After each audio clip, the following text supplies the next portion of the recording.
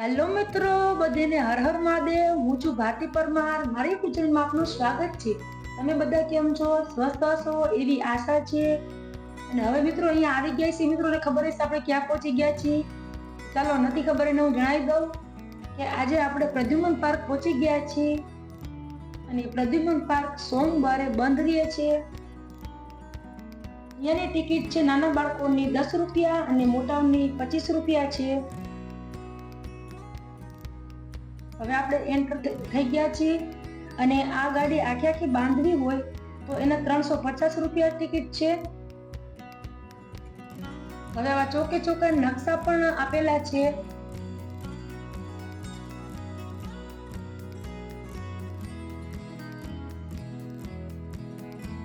આપણે પાર્કમાં હવે એન્ટર થઈ ગયા છીએ અને હવે બધા પ્રાણીઓને એવું આપણે જોશી. તો વિડીયોમાં તમે છેલ્લે સુધી બન્યા રહેજો જેથી કરીને તમને પૂરી માહિતી મળે. આજે હું વિડીયોમાં તમને પૂરી માહિતી આપવાની છું. ત્યાંથી આપણે હવે સ્ટાર્ટ કરીશું પ્રદ્યુમન પાર્ક.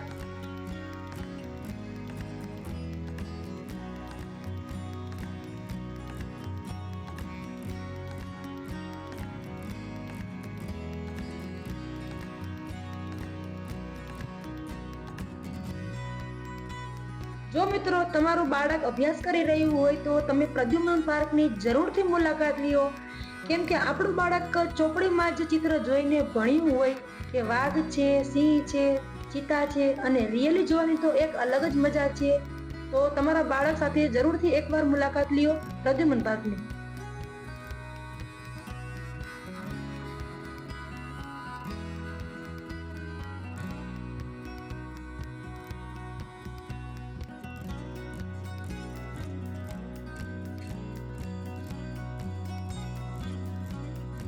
બીજો ચોક આવી ગયો છે એ પણ તમે જોઈ શકો છો.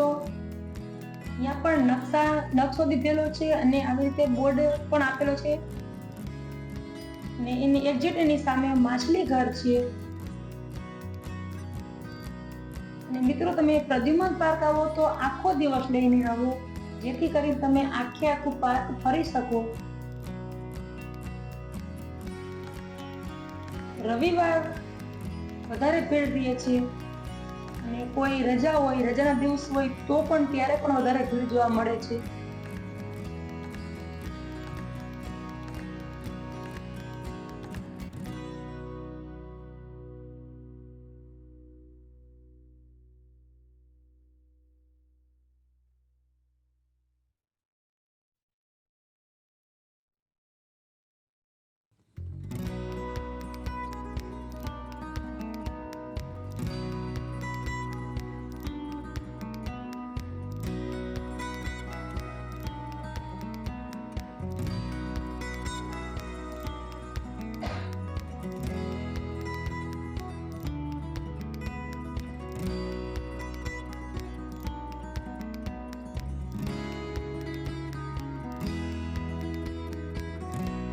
ઈમુ છે, પક્ષી છે પણ ઉડી ન શકે.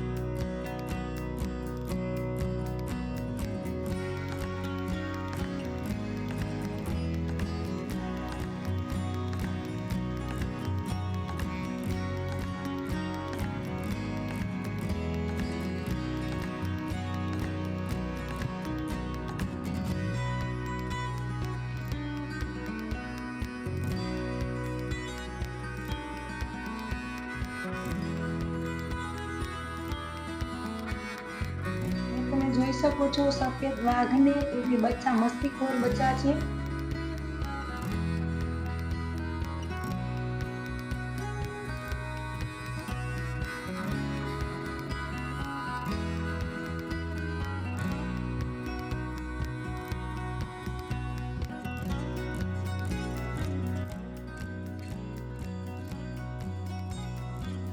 આવા બોર્ડ ઘણી જગ્યાએ મારે છે કે પાંજરાને રેલિંગ ટપીને કોઈએ અંદર દાખલ થવું નહીં, તો એના રૂલ્સનું આપણે ઉલ્લંઘન નહીં કરવાનું.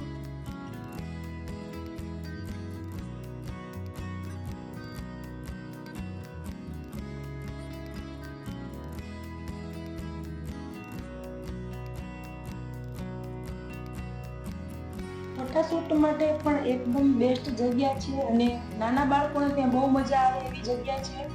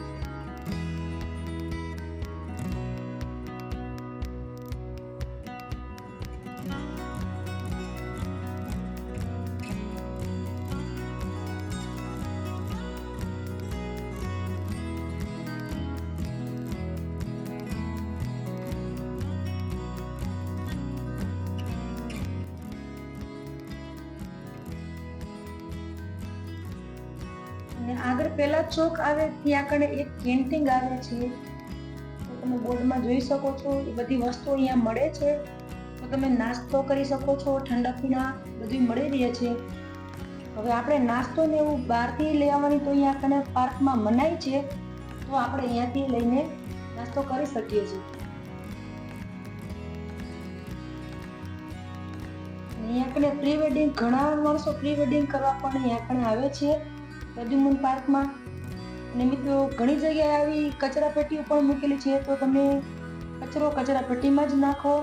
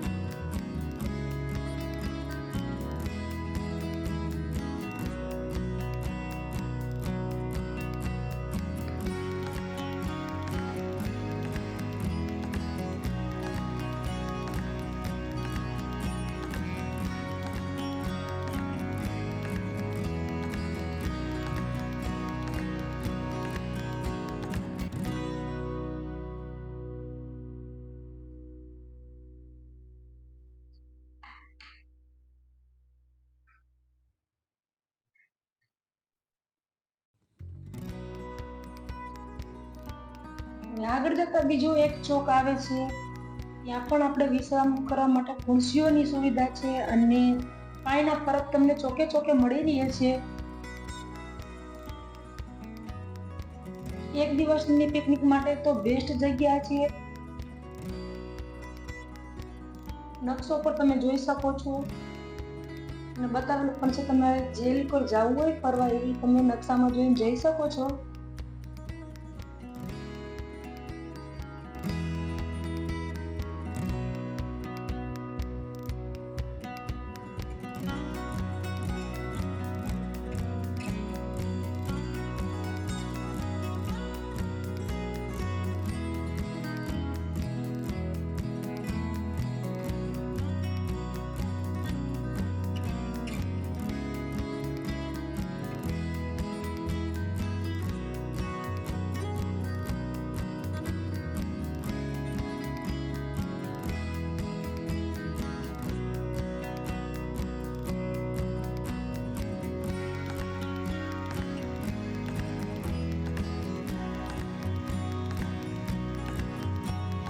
જઈ રહ્યા છીએ સાપ ઘર તરફ.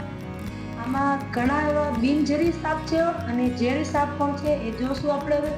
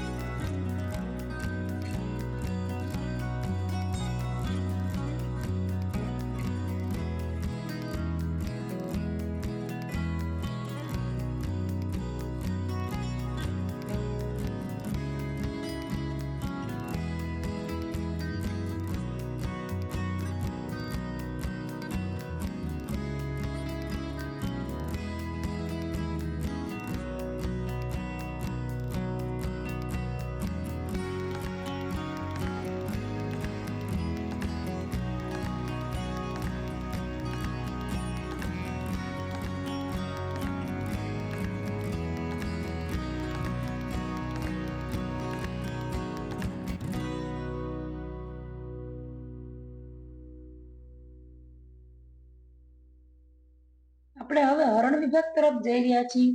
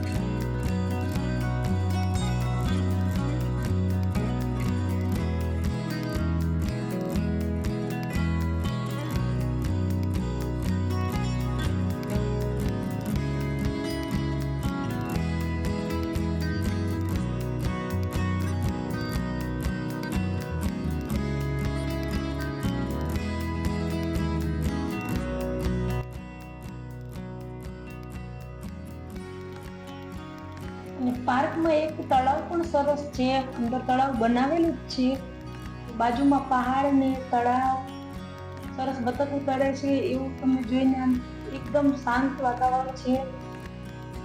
બે ઘડી અહીંયા ઉભા રહે તો આરામ મળે એવી સરસ જગ્યા છે.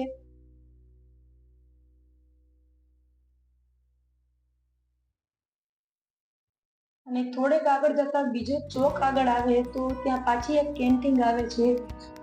અને મિત્રો, જિંદગીની ભાગદોડથી આપણે થાક્યા હોય, શાંતિ માટે અને પ્રકૃતિનો સ્પર્શ કરવા માટે તો બેસ્ટ જગ્યા છે. એકદમ લીલીછમ હરિયાળીને તમે જોઈ શકો છો. અહીંયા આવ્યા પછી તો આનંદ જ આવે છે. લગભગ પ્રદ્યુમન પાર્કમાં આવી કેમ્પિંગ લગભગ 5 કે 6 હશે.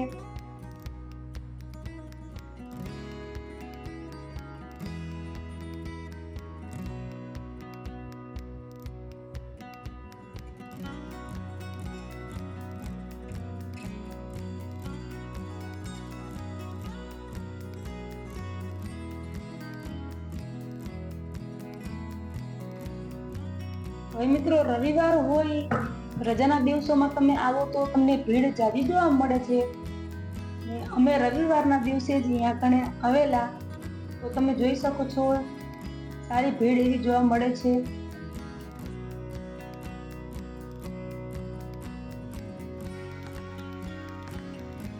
કોઈ આડા દિવસે આવો તો પબ્લિક થોડીક ઓછી જોવા મળે છે, પણ હોય તો ખરા.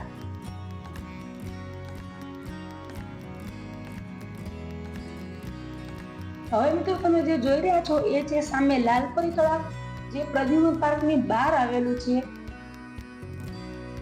એ પણ છલોછલ પાણીથી ભરેલું છે અને એક્ઝેક્ટ બાજુમાં નાના બાળકોને રમવા માટે ઘણા હિંચકાને એવું સારું એવું છે. લગભગ પ્રદ્યુમન પાર્કમાં 4 થી 5 જગ્યાએ આવી રીતના નાના બાળકોને ખેલવા કૂદવાની બનાવેલું છે. અને રમત ગમતના સાધનો આપણે પ્રદ્યુમન પાર્કમાં લઈ જવાની મનાઈ છે, તો આપણે કોઈ ઘરેથી લઈ જઈ શકતા નથી.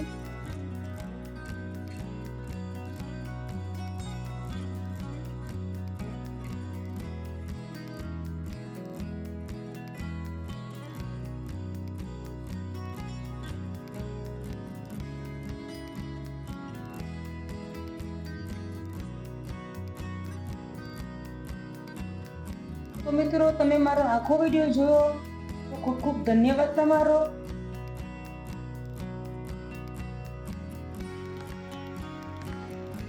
અને વન્ય પ્રાણીઓ તમે જોયા, તમને કેવા લાગ્યા એ મને કમેન્ટમાં જરૂરથી જણાવજો.